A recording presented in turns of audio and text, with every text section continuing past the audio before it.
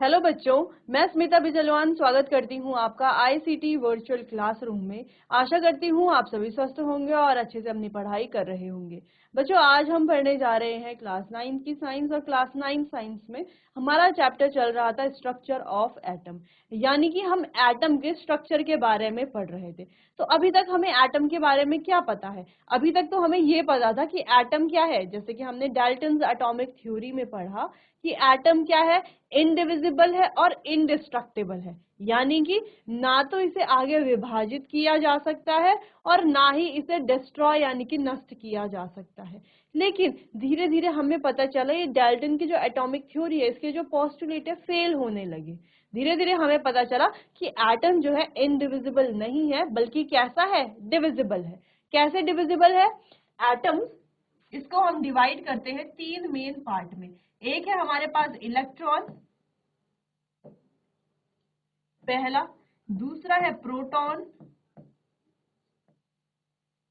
और तीसरा है न्यूट्रॉन।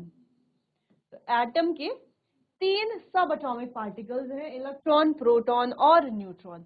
अब ये जो इलेक्ट्रॉन है, जैसे कि हमने लास्ट लेक्चर में भी डिस्कस किया था कि मास ऑफ इलेक्ट्रॉन, अगर हम इलेक्ट्रॉन के मास की बात करें तो ये बहुत ज्यादा कम होता है। किससे? मास ऑफ प्रोटॉन से। प्रोटॉन का मास इलेक्ट्रॉन के मास के कंपैरिजन में काफी ज्यादा होता है, जिस वजह से हम इलेक्ट्रॉन के मास को नेग्लेक्ट करते हैं किसी भी कैलकुलेशन में। ठीक है, क्योंकि इसका मास बहुत ज्यादा कम है। दूसरी चीज हमने पढ़ा कि इलेक्ट्रॉन और प्रोटॉन दोनों का जो चार्ज है वो मैग्नीट्यूड में सेम होता है, यानी कि दोनों सेम चार्ज होते हैं, दोनों का चार्ज जो है वो सेम होता है मैग्नीट्यूड में भी। इसीलिए हम क्या कहते हैं कि दोनों का चार्ज तो सेम है, लेकिन बच्चों कैसा है, अपोजिट उसमें है, अपोजिट है। ठीक है, चार्ज क्या है, अपोजिट है तो सेम लेकिन कैसा है, अपोजिट साइन हम कह सकते हैं। इलेक्ट्रॉन का चार्ज होता है -1, जबकि प्रोटॉन का चार्ज होता है +1। तो है तो दोनों सेम, लेकिन क्या है, जो यहाँ पर पॉजिटिव नेगेटिव है वो क्या है, यहाँ पर डिफरेंट है। क्लियर इतना? चलिए, फिर हम पढ़ रहे थे कि अलग अलग साइंटिस्ट ने कैसे कैसे डिस्कवरीज की, इलेक्ट्रॉन्स की, प्रोटॉन्स की और न्यूट्रॉन्स की। तो इलेक्ट्रॉन की जो डिस्कवरी है वो किसने की?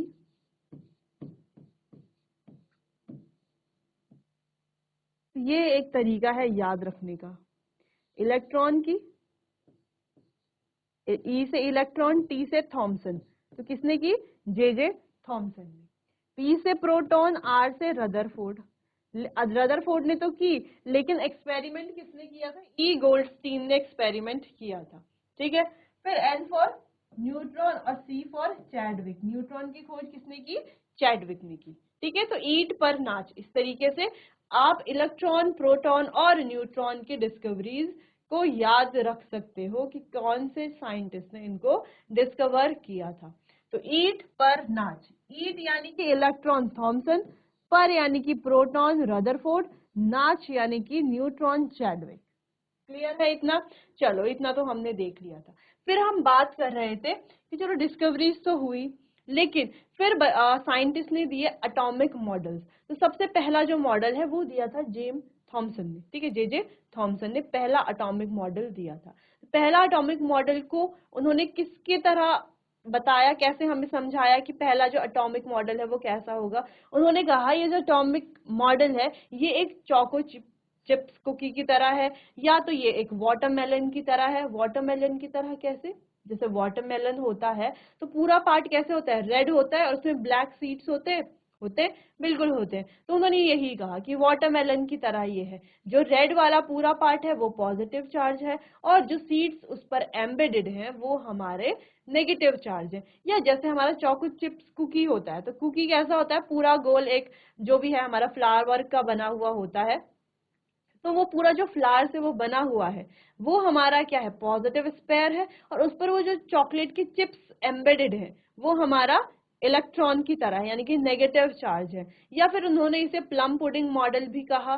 ठीक है, तो प्लम पुडिंग मॉडल या क्रिसमस पुडिंग मॉडल, ठीक, इस तरीके से उन्होंने इसे रिजेंबल किया था।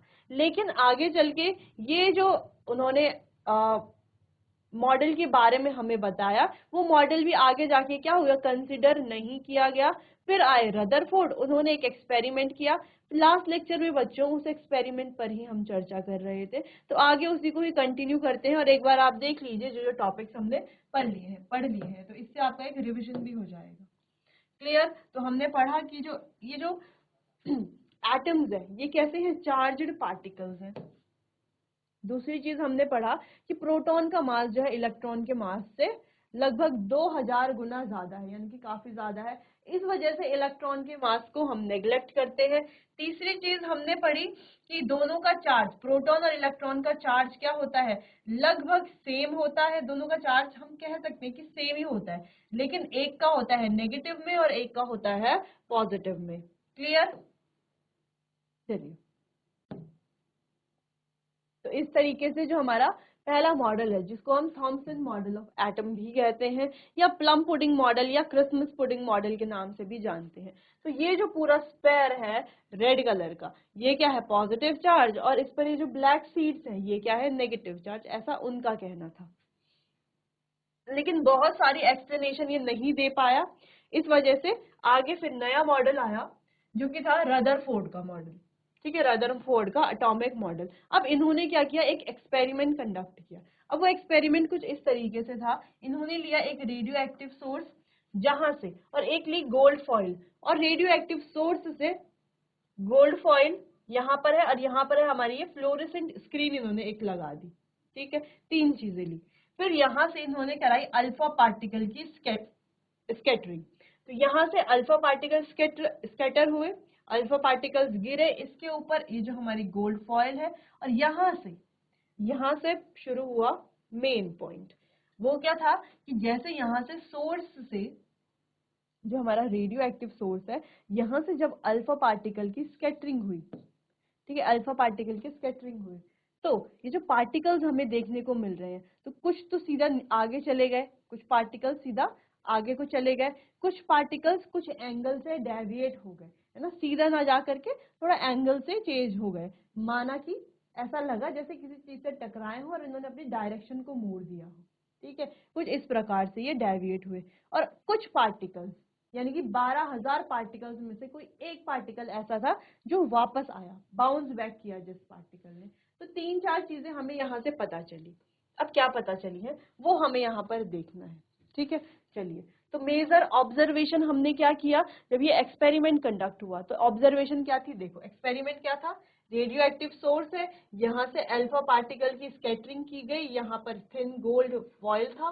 ठीक है, पीछे हमारी स्क्रीन लगी हुई है। अब यहाँ से जो पार्टिकल्स है सीधा स्क्रीन पर गए। ठीक है, कुछ बहुत कम पार्टिकल्स थे जो क्या हुए, किसी एंगल से क्या हो गए, डेविएट हो गए। ठीक है, और कुछ पार्टिकल्स यानी कि बहुत कम, 1 in a million अगर हम कहें, तो ऐसा पार्टिकल था जो वापस आया, यानी कि 12,000 पार्टिकल में से कोई एक पार्टिकल था जो बाउंस बैक जिस पार्टिकल ने किया। ठीक है, तो ये हमारी ऑब्जर्वेशन थी। यहाँ पर रीड कर लेते हैं, most alpha particle pass straight through the gold foil. तो ज्यादातर जो हमारे अल्फा पार्टिकल थे वो स्ट्रेट गोल्ड फॉइल से स्ट्रेट गए सीधा, जैसे कि हमें दिख भी रहे हैं। फिर कुछ अल्फा पार्टिकल ऐसे थे जो डिफ्लेक्ट हुए कुछ एंगल से, डिफ्लेक्ट हो गए, है ना, कुछ एंगल से क्या हो गए, डिफ्लेक्ट हो गए। देखो, मान लेते हैं ये गोल्ड फॉइल है, ये कुछ तो सीधा गए, कुछ पार्टिकल क्या हुए यहाँ से जैसे ऐसे डिफ्लेक्ट हो गए, और कुछ पार्टिकल ऐसे जो यहाँ से गए और वापस भी आ गए, है ना, गए भी आगे को और वापस भी आए। वो कौन से पार्टिकल्स है, वो 12,000 में से कोई एक अल्फा पार्टिकल ऐसा था जो वापस भी आया। ये हमारी मेन ऑब्जर्वेशन है। ये फिलहाल ऑब्जर्वेशन की बात कर रहे हैं कि एक्सपेरिमेंट जब हुआ उसमें हमने देखा क्या क्या क्या हमें दिखा। ठीक है, बाकी एक्सपेरिमेंट में ये गोल्ड फॉइल है, ये हमारा डिटेक्टर है या फ्लोरोसेंट स्क्रीन भी हम इसे कह सकते हैं, ये हमारी पार्टिकल की बीम है। Occasionally an alpha particle travel back from the foil, यानी कि एक आध पार्टिकल्स क्या हो गया, वापस आ गया। Some alpha particle are deflected by some angle, कुछ अल्फा पार्टिकल कुछ एंगल से क्या हो गए, डिफ्लेक्ट हो गए या डेविएट हो गए हम कह सकते हैं। Most alpha particles travel through the foil undeflected, और कुछ जो है ज्यादातर पार्टिकल्स अनडिफ्लेक्टेड क्या हुए, सीधा सीधा आगे की तरफ ट्रेवल जिन्होंने किया। ठीक है, और ये हमारा रेडियो एक्टिव सोर्स है। रदरफोर्ड सेड दैट, तो रदरफोर्ड ने एक स्टेटमेंट दिया, उन्होंने क्या कहा, it was incredible as firing 15-inch shell at a piece of tissue paper and having it rebound। ये उनका स्टेटमेंट था। 15-इंच शेल एक पेपर पर जब हम क्या कर रहे हैं, फायर कर रहे हैं, और फिर क्या हो रहा है, वो रिबाउंड हो रहा है उनमें से एक कोई पार्टिकल। ठीक, क्लियर इतना? चलो, ये तो हमने लास्ट लेक्चर में भी डिस्कस कर लिया था। अब बात करते हैं यहाँ पर कंक्लूजन क्या निकला इसका। देखो, एक्सपेरिमेंट हुआ, ये हमने लास्ट लेक्चर में पढ़ लिया था। एक्सपेरिमेंट कैसे परफॉर्म हुआ ये भी हमने देख लिया था। ऑब्जर्वेशन क्या हुई ये भी हमने देख लिया था, है ना, कि हमने अवलोकन क्या किया। इसके बाद मेन पॉइंट आता है कि कंक्लूजन क्या है, इससे हमने समझा क्या, सीखा क्या, और इससे जो उभर करके जो पॉइंट आया वो पॉइंट क्या था, जो सबसे मेन है। अगर आप हायर क्लासेस में जाते हैं, क्लास 11th में जाते हैं, तो वहां पर भी आप एक चैप्टर देखोगे और ये वाला मॉडल आपको वहां पर भी पढ़ना पड़ेगा। ठीक है, तो इसीलिए आप यहाँ पर इसे अच्छे से समझ जाइए, तो वहां पर इतना ज्यादा मेहनत नहीं करनी पड़ेगी। चलिए, to illustrate the experiment, imagine a blindfolded child throwing stone at a wall and hearing a sound each time a stone hits. If the child threw stone at a barbed wire fence with many gaps, more stone would pass through without hitting anything, result in no sound। चलिए, तो clear क्या है, यहाँ पर क्या कहा गया है कि हमारे पास क्या है, फेंस है। फेंस आप जानते हैं, जैसे खेत होते हैं, तो खेत के बचाव के लिए उसके आर पार, उसके चारों तरफ से क्या लगा दी जाती है, कांटे की तार लगा दी जाती है, ताकि कोई वहां अंदर न चला जाए, उसे फेंसिंग कहा जाता है। ठीक है, तो घरों के आसपास या जो हमारे फील्ड्स होते हैं या इंपॉर्टेंट एरियाज होते हैं या ऐसे रेस्ट्रिक्टेड एरियाज होते हैं, उनके आसपास फेंसिंग की जाती है तारों से या किसी भी चीज से। ठीक है, तो इस तरीके से तुम मान लेते हैं ये क्या है, फेंस है हमारे पास, वायरिंग की गई है मतलब यहाँ पर। ठीक है, तो हमें इमेजिन करना है एक ब्लाइंड फोल्डेड चाइल्ड, यानी कि एक चाइल्ड है, उसकी आंखों पर पट्टी बंधी हुई है, और वो क्या कर रहा है, इस दीवार की तरफ स्टोन फेंक रहा है, और हर टाइम क्या आ रही है, उसे आवाज आ रही है, ऑफ कोर्स आएगी, कि एक दीवार है, उसकी तरफ कोई बच्चा स्टोन फेंक रहा है, दीवार पर जब स्टोन टकराएगा तो साउंड आएगा, बिल्कुल आएगा।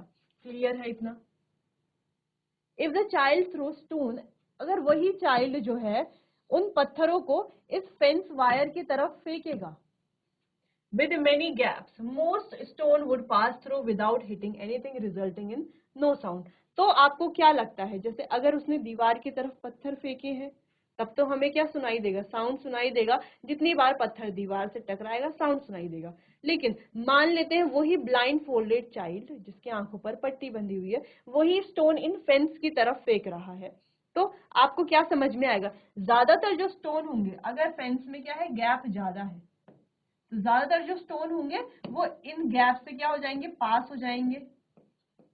बहुत कम ऐसे होंगे जो इससे टकराएंगे, बहुत कम होंगे जो इससे टकराएंगे, टकरा करके टेढ़े मेढ़े गिरेंगे, और बहुत कम होंगे जो टकरा करके वापस गिरेंगे, वापस की तरफ आएंगे। तो 3 केसेस यहाँ पर भी है।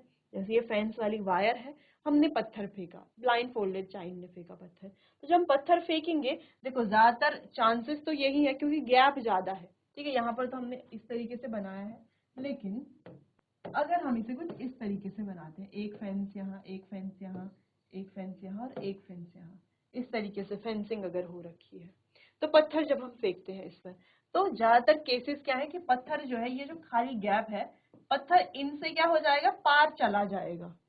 ठीक है, कुछ केस ऐसे हैं कि इनसे टकरा करके थोड़ा एंगल अपना चेंज करेगा, सीधा पत्थर जा रहा था, इनसे टकरा करके थोड़ा टेढ़ा मेढ़ा जाएगा, एक केस ये हो गया। तीसरा केस क्या है, सीधा इस पर टकराएगा फेंस पर और वापस आ जाएगा, है ना, इधर की तरफ ही गिर जाएगा, जहां से फेंका गया है उसी तरफ को गिरेगा पत्थर। ठीक है, तो 3 केसेस यहाँ पर बन रहे हैं। क्लियर, इतना आपको ध्यान रखना है। ठीक है, तो ये अब हमारे आगे काम आने वाला है। तो रदरफोर्ड का भी कंक्लूजन कुछ ऐसा ही था कि most of the atoms space is empty. तो उनका कहना था कि एटम का जो ज्यादातर स्पेस है वो कैसा है, खाली है, इसीलिए एटम जो है वो सीधा जा रहे थे जब खाली स्पेस है। जैसे हमने फेंसिंग में देखा कि कुछ पत्थर जो है सीधा आगे को जा रहे थे, क्यों जा रहे थे, क्योंकि वहां पे गैप था। ठीक है, तो वही पहला कंक्लूजन है कि ज्यादातर स्पेस क्या है, एम्प्टी है, यानी कि खाली है। दूसरा, because most alpha particle pass through a gold foil without deflection, क्योंकि ज्यादातर जो पार्टिकल है वो सीधा जा रहे थे, जैसे ये वाले पार्टिकल्स आप देख पा रहे हो सीधा सीधा जा रहे हैं, यानी कि ज्यादातर जो एटम का जो अंदर जो स्पेस है वो ज्यादातर कैसा है, खाली है। ठीक, अब दूसरी चीज, only a few particles were deflected from there path, it indicates that positive charge of the atom occupy very little space. अब कुछ कुछ ही पार्टिकल ऐसे थे जिन्होंने क्या किया, जो डेविएट हो गए, जैसे ये वाला पार्टिकल देखो, ये क्या हुआ है, डेविएट हुआ है, इसने अपना एंगल चेंज किया है। ये वाला पार्टिकल को देखें अगर हम, तो इसका एंगल भी चेंज हुआ है। ठीक है, ये वाला पार्टिकल को देखें अगर हम, तो इसने भी क्या किया है, अपने एंगल को चेंज किया है। तो ऐसा इसीलिए क्योंकि अब हमें पता चला है कि पॉजिटिव चार्ज जो है वो बहुत कम स्पेस में है, तो जहां पर पॉजिटिव चार्ज रहा होगा वहां पर ये जो अल्फा पार्टिकल की हमने स्कैटरिंग कराई, तो अल्फा पार्टिकल जब उस पॉजिटिव चार्ज से टकराया होगा तो उसने अपना जो डायरेक्शन है वो चेंज कर दी होगी। क्लियर, उसने अपनी डायरेक्शन चेंज कर दी होगी। तीसरी चीज, a tiny fraction of alpha particle was deflected by 180 degree, लेकिन कुछ अल्फा पार्टिकल ऐसे, जैसे ये वाला, तो ये क्या है, वापस आया है, डिफ्लेक्ट हुआ 180 डिग्री से, यानी कि सीधा जाना और वापस आना टकरा करके किसी चीज से। It indicates that positive charge and mass of the atom are concentrated in a very small region. इससे पता चलता है कि पॉजिटिव चार्ज और जो एटम का मास है वो एक छोटे से रीजन पर कंसंट्रेट हो रखा है, एक छोटे से रीजन पर है। ठीक है, एक छोटी सी जगह पर है। ठीक, क्लियर। तो ये थे उनके मेन कंक्लूजन, जो कि बहुत ज्यादा इंपॉर्टेंट है बच्चों, आपको ध्यान रखने हैं ये कंक्लूजन। क्लियर है इतना? चलिए, तो इतना आप नोट कर लीजिए, फिर आगे बढ़ते हैं।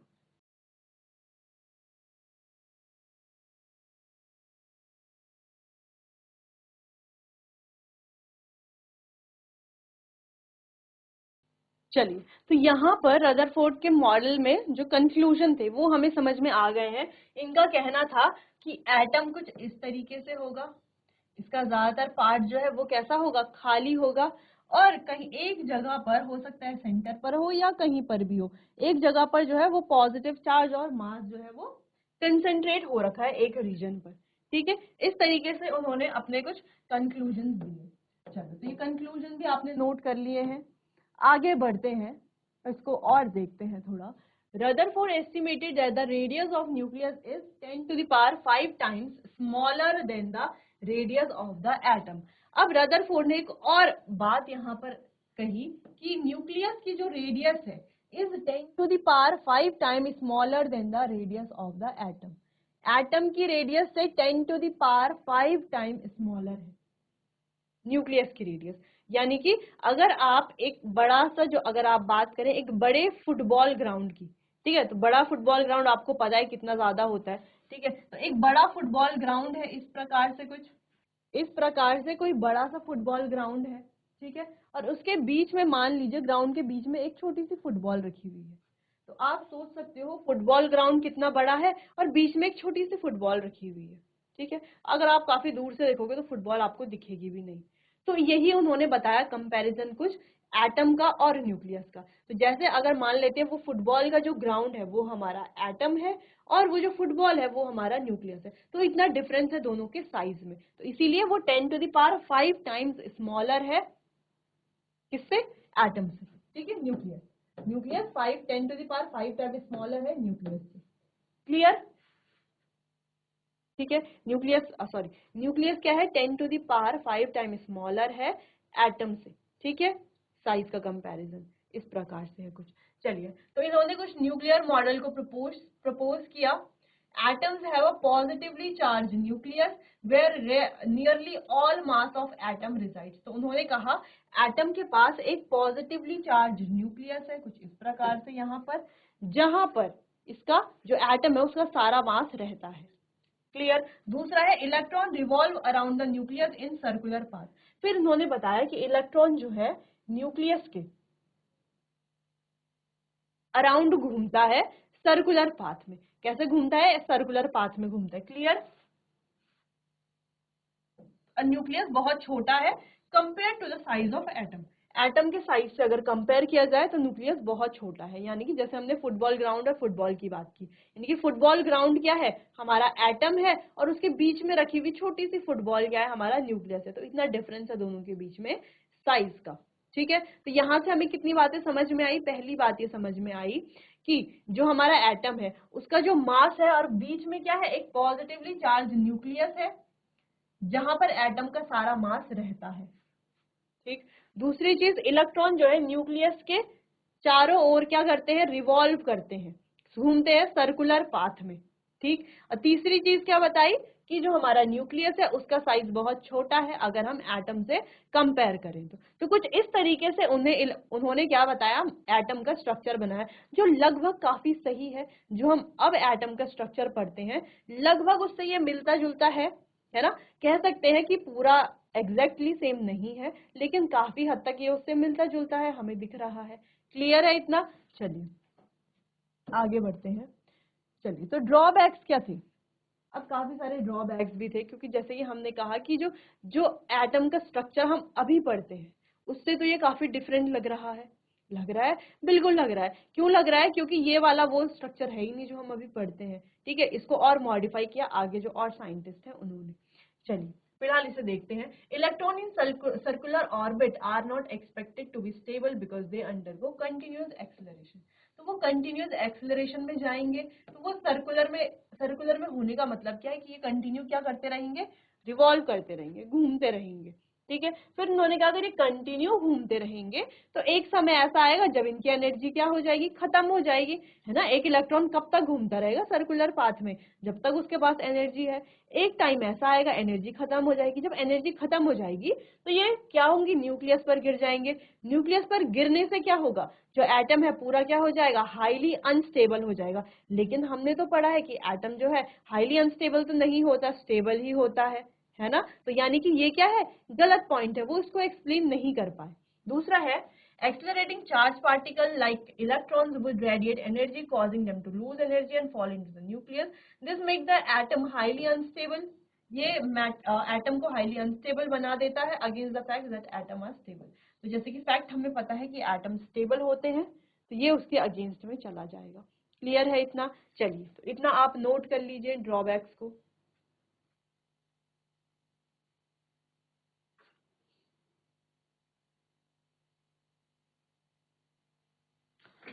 चलिए, तो क्लियर है इतना। ड्रॉबैक्स कहते हैं कि वो एक्सप्लेन ही नहीं कर पाए इलेक्ट्रॉन की स्टेबिलिटी को, ठीक है, और एटम की स्टेबिलिटी को। फिर आए हमारे साइंटिस्ट बोर, उन्होंने दिया नील बोर, तो उन्होंने दिया बोर्स एटॉमिक मॉडल।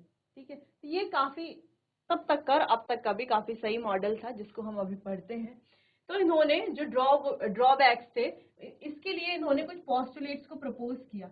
पहला है electron occupy only specific discrete orbits inside the atom.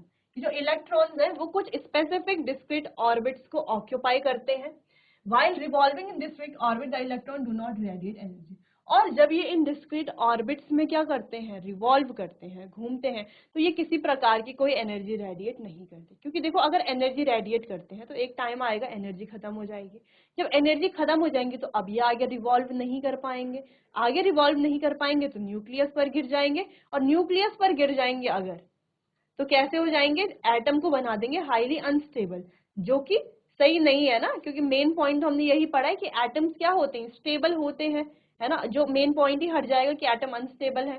ठीक, तो इस वजह से इन्होंने दो पोस्टुलेट्स दी कि जब ये रिवॉल्व करते हैं डिस्क्रीट, पहले बात तो ये दी कि इन्होंने ये स्पेसिफिक डिस्क्रीट ऑर्बिट्स में रिवॉल्व करते हैं, सिर्फ एक ही जगह पर रिवॉल्व नहीं करते, ऐसे नहीं कि एक ही न्यूक्लियस के चारों ओर रिवॉल्व तो करते हैं, ठीक है, क्लियर है, ये तो उन्होंने भी बता दिया था रदरफोर्ड ने। लेकिन कैसे रिवॉल्व करते हैं, डिस्क्रीट ऑर्बिट्स में रिवॉल्व करते हैं, अलग अलग शेल्स होती हैं, KLMN, इस तरीके से। दूसरी चीज इन्होंने बताई कि जब ये रिवॉल्व करते हैं तो ये किसी भी प्रकार की कोई एनर्जी रेडिएट नहीं करते। ठीक है, तो दो ये हो गए। द ऑर्बिट और shells are called energy level. तो ये जो ऑर्बिट्स है, ये KLM शेल, ये जो भी शेल्स है, इन्हें क्या कहा जाता है, एनर्जी लेवल कहा जाता है। ठीक है, they are represented by the, तो KLM से इनको represent करते हैं, या n इक्वल्स टू 1 2 3 4 जैसे किया हुआ है 1 2 3 4, इस तरीके से इन्हें represent किया जाता है।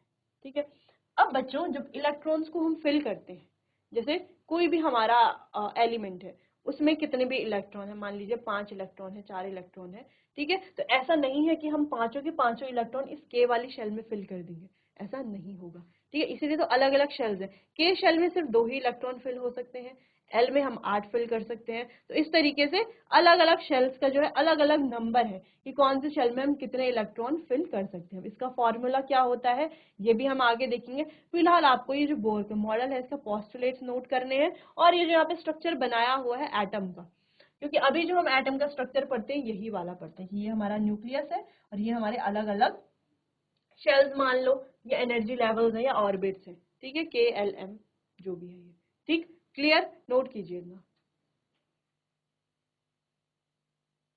चलिए बच्चों, तो आज के लिए बस इतना ही, बाकी चैप्टर को कंटिन्यू करेंगे हम अपने आने वाले अगले सेशन में। तब तक के लिए आपका बहुत बहुत धन्यवाद।